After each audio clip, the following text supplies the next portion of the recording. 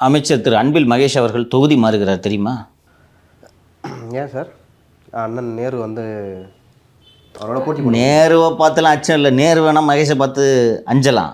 இப்போ ஏற்கனவே நீங்கள் பேசியதோட தொடர்ச்சி தான். யார் கட்சியின் எதிர்காலம்? ஸ்டாலினா உதயா? உதயண்ணா. உதயண்ணாவோட வலதுகரமாக அண்ணன் அன்பில் மகேஷ் இருக்கும்போது நேருலாம் அவருக்கு ஒரு ஆளா? கட்சி விட்டு நீக்கிடுவாங்க நேருவை. பார்க்குறியா? ஜாகிரதை. அப்புறம் திருச்சியே வந்து எரியும் சார் பற்றி நீங்கள் வந்து அண்ணன் திருச்சி நீயே வச்சுக்கன்ற முடிவு வந்துட்டார் அண்ணன். கட்சியே இந்த திருச்சி மட்டும்தான் உண்டு. எந்த தொகுதி தெரியுமா? எந்த தொகுதி சார்? 1000 விளக்கு. ஏன் 1000 விளக்கு சூஸ் பண்ணாங்க? பக்கத்தில் சேப்பாக்கம் இருக்குல்ல, சேப்பாக்கத்தில் சின்னவர், இங்கே மகேஷ்.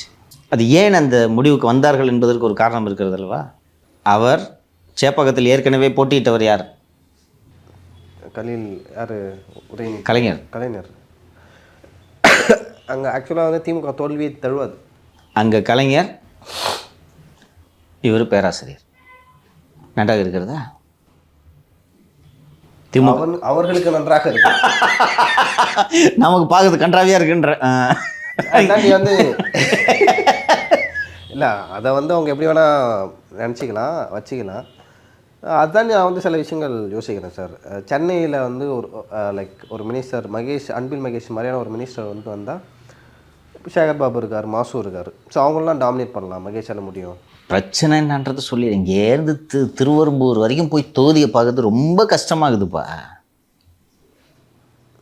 திருவெரும்பூர்னாலும் வெற்றி பெற மாட்டேன்னு ஐடியா வந்துட்டாரா? அந்த ஐடியாலாம் கிடையாது. இங்கேருந்து அவ்வளோ தூரம் தொகுதியை பார்க்க போகணும்ல. இங்கே போய் சேகர் பாபு கூட்டி போய் தொகுதியை பார்க்க போய் பார்க்க போகிறாரு சார். அங்கே ஆல்ரெடி டிஎம்கே தரப்பில் ஜெயிச்சது எழிலன், டாக்டர் எழிலன். அவர் நல்லா வேலை பார்த்துருக்கேன். அடிக்கடி சோஷியல் மீடியாவில் ஒரு பதிவு பார்த்துருக்காரு. சரியா? ஸோ அப்போ அவர் பார்த்த வேலை இவருக்கு உதவும் தானே? இது உதவும். இன்னொன்று சென்னை திமுக கோட்டை சேஃப் சீட்டுமா, சேஃப் சீட்டு. இன்னொன்று அண்ணன் மகேஷ் அவர்கள் யாரை வைத்து சர்வே எடுத்தான்றதெல்லாம் தெரியும். ஒரு சர்வே சமீபத்தில் எடுக்கும்போது 43% திமுகவிற்கு ஆதரவு தெரிவித்திருக்கிறார். அதனால் ஷூர் ஷாட் விக்டரி என்ற அடிப்படையில் அண்ணன் வந்து 1000 விளக்கை தேர்ந்தெடுத்திருக்கிறார். அப்புறம் டாக்டர் எழிலன் எங்கே போவார்? எங்கேயாவது போட்டோம். குடும்பம் முக்கியமாக, எழிலன் முக்கியமாக? என்னப்பா பேசுகிற நீ? எப்போயாவது ரேராக தான் அந்த மாதிரி சீட்டு கொடுப்பாங்க. ஆமாம். இப்போ பரந்தாமனை கொடுக்க கூட தான் சீட்டு இல்லை. என்ன பண்ண முடியும்? சீட்டு இல்லையா? ஆமாம். இப்போ அங்கே எக்மோருக்கு யார் வரா? செல்வ பெருந்தகை. அப்போ ஸ்ரீபெரும்புத்தூருக்கு யார் வரா? ஸ்ரீபெரும்புதூரில் தோற்றுருவாருன்றது தெரிஞ்சு அங்கே யார் வேணாலும் வந்துட்டு போட்டோம். ஸோ இந்த தலைமுறை மாற்றம் தெரியுதா? நான் ஏற்கனவே நம்மகிட்ட சொன்னேன், கேபினெட் முடிவுலாம் எடுக்க ஆரம்பிச்சிட்டாங்கிறத நான் உங்கள்கிட்ட சொன்னேன். சுகாதாரத்துறை அமைச்சர் திருமதி பிரியா, இவர் மகேஷ் துணை முதல்வர் முடிவு பண்ணிட்டாங்க கேபினெட்டில்.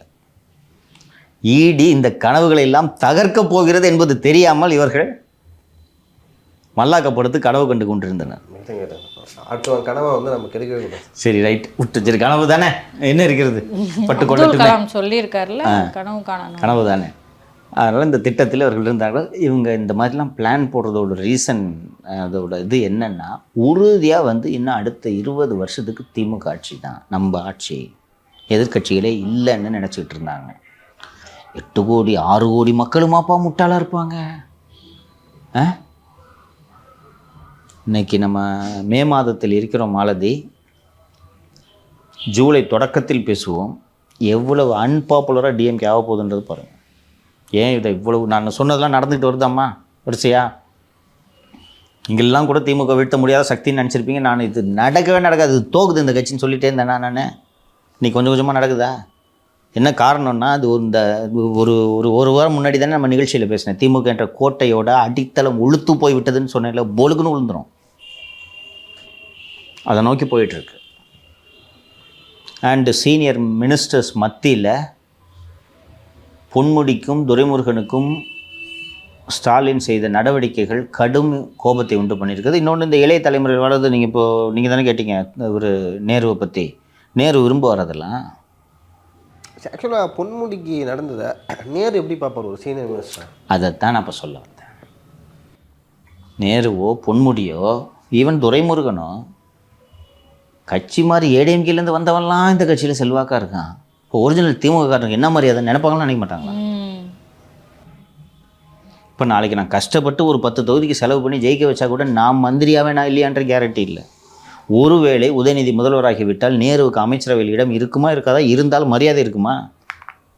உங்களுக்கு சின்ன பசங்களாக இருப்பாங்க. எப்படி இருக்கும் யோசிச்சு பாருங்கள்.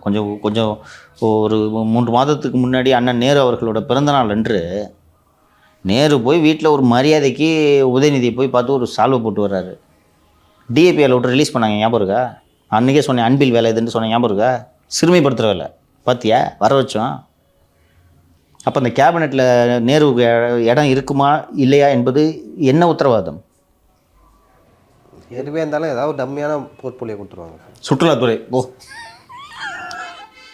கொடுத்தா என்ன பண்ண முடியும் நேருவால்? அதற்கு பதிலாக திமுக ஆட்சிக்கே வர மாட்டேன் நேரு கெத்தாக இருக்கலாமா? இந்த எண்ணம் நேருக்கு வருமா வராதா? அடுத்த ஆட்சிக்கு வந்துச்சுன்னா இப்போவே என்ன வேண்டாம் இருந்தாலேயே பார்க்குறாங்க, பார்க்குறது கூட இல்லை. பொதுச் செயலாளர்னு கையெழுத்து போடுறதுக்கு மட்டும்தான் என்கிட்ட பேப்பர் எடுத்துகிட்டு வர்றாங்க. நான் இங்கே காட்பாடியிலே இல்லை இருக்கிற பக்கத்து தொகுதிக்கோ செலவு பண்ணி திமுக ஆட்சிக்கு வந்து இந்த வாட்டி என்ன அமைச்சர் பதவி கொடுப்பாங்களா இல்லையான்றது கூட உத்தரவாதம் துரைமுருகனுக்கு இல்லை. ரைட்டா? நான் திமுக இங்கே ஜெயிக்கிறதுக்கு பதிலாக ஏடிஎம்கே ஜெயிக்கிட்டோம். ஏடிஎம்கே காரங்களாவது மரியாதையாக நடத்துவாங்க, கேட்டால் செஞ்சு கொடுப்பாங்க. வருமா வராதா? மீண்டும் திமுக ஆட்சிக்கு வந்தாலும் நான் அமைச்சராக போவதில்லை என்பது பொன்முடிக்கு தெரியுமா தெரியாதா? சீட்டு முதல்ல கொடுக்குறாங்களா அது ரைட்டா? அப்போ எதற்காக அவர் கட்சி ஜெயிக்க வேண்டும் என்று வேலை செய்ய வேண்டும்? ஏன் செலவு செய்ய வேண்டும்? செலவு செய்ய வேண்டும். முக்கியமாக கட்சிக்கு இது தேர்தல் செலவுக்கு என்று வைத்திருந்த காசை அப்படியே வச்சாலும் ஓய்வு காலத்தில் நிம்மதியாக அதை செலவு பண்ணிட்டு சந்தோஷமாக இருக்கலாமா? ஏற்கனவே 2-3 காலேஜ் இருக்குது, இன்னும் 2-3 காலேஜ் இல்லை ஸ்கூலில் வந்து ஆரம்பிக்க போகிறேன் விழுப்புரத்தில். ஆல்ரெடி 14 கோடி ரூபாய் வந்து அவங்களத இடி சீஸ் பண்ணி வச்சிருக்கு. கல்வி பணியில் ஈடுபடலாமா? கல்வி தந்தை ஆகலாமா? இப்போயும் கல்வி தந்தை தான் வருது, ஆகலாமா?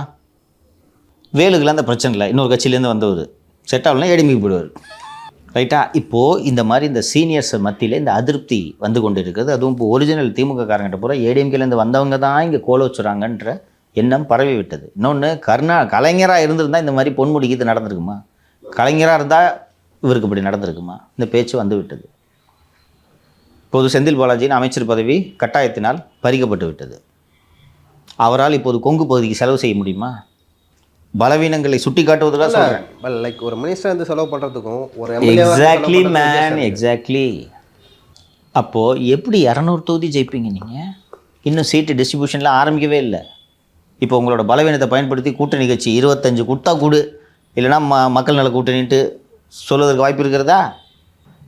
மிரட்ட வாய்ப்பு இருக்கா இல்லையா? சரி, காங்கிரஸ் நாங்கள் காங்கிரஸ் பேர் இயக்கம் என்று சொல்லி அவங்க 50 சீட்டு கொடுன்னு அவங்களும் ஓட்டுவாங்க, கூட்டணி ஆட்சின்னுவாங்க, காமராஜ் ஆட்சின்னுவாங்க, மனசாட்சி இல்லாமல். ஸோ இதெல்லாம் வீக்னஸஸ். இன்னொன்று, இடி இப்போ தொடங்கிருச்சு. டான் பிக்சர்ஸ்லேருந்து எல்லாத்தையும் தெரியும் அவங்களுக்கு எங்கெங்கெல்லாம் நீங்கள் ஃபண்டு வச்சுருக்கீங்கன்னு. எலெக்ஷனுக்கு துட்டை எப்படி எடுப்பீங்க? பல முறை சொல்லியிருக்கிறேன், பிஜேபி தேர்தல் ஆணையத்தோடு கூட்டணி வைத்து தான் தேர்தலில் போட்டியிடும் என்று நான் சொல்லியிருக்கிறேன். அவங்க கூட்டணி கட்சி உங்களுக்கு எப்படி உதவி செய்யும்? இதெல்லாம் குறைஞ்சது. அடுத்து என்ன பண்ணலான்னு ஸ்ட்ராட்டஜைஸ் பண்ணுறதுக்கு உட்காந்து மாடு செயலாளர் எல்லாரோடையும் கூட்டம் போட்டு அடுத்து என்ன செய்யலான்னு கட்சிக்காரனுடைய வாயா என்ன பண்ணலாம்? தலைவரை இது பார்ப்பன சதின்னு உருட்டலாம் தலைவரேன்னு யாராவது 2 பேர் சொல்லுவாங்க. ஏதாவது ஒரு டிஸ்கஷன் நடக்கணும். டிஸ்கஸ் பண்ணுறதுக்கு உங்களுக்கு நண்பர்களே இல்லையே முதல்வருக்கு. உதயச்சந்திரனும் உமாநாத்தும் தினேஷும் செந்தில் வேலனும் அருணும் உங்கள் கட்சிக்காரர்களா? இப்போ அவங்களே சிக்கலில் இருக்காங்க. ஏன்னா இப்போ விசாகனுக்கு விசாரணை வந்துடுச்சு. அவங்க மைண்டிலெல்லாம் இப்போ யாரை பிடிச்சி எடப்பாடி அணுகிறது? அதிகாரி மைண்ட் அப்படி தான் சிந்திக்கும். அண்ட் நீங்கள் சொன்னது வேலிட் பாயிண்ட்டு. விசாகனுக்கே இந்த கதி. விசாகன்ட்டு அன்றைக்கி வேறு வாட்ஸ்அப்பில் மெசேஜ் அனுப்பிச்சேன், அதை காமிச்சிருப்பாங்களா? பிரிண்ட் அவுட்டே எடுத்துருப்பாங்க. இன்னொன்று, இப்போ நீங்கள் யாரை பக்கத்தில் வச்சுருக்கணும் இப்போ தெரியுதா? அதிகாரிகள் நம்பக்கூடாதுன்னு சொன்னேன்ல. எந்த முடிவாக இருந்தாலும் நீ பொன்முடியை கூப்பிட்டு பேசணும். பிடிஆரை கூப்பிட்டு பேசியிருக்கணும். பிடிஆர் சூப்பராக சொன்னீங்க. பிடிஆர் ஒருத்தவங்க சொல்கிறத மனசுலேயே வச்சுக்கிட்டு அவன் என்ன சொல்கிறான்னு சொல்லிட்டு கணக்கில் அப்படி தான் சார் பண்ணுவாங்க. நிறைய டைம் சொல்கிறீங்க.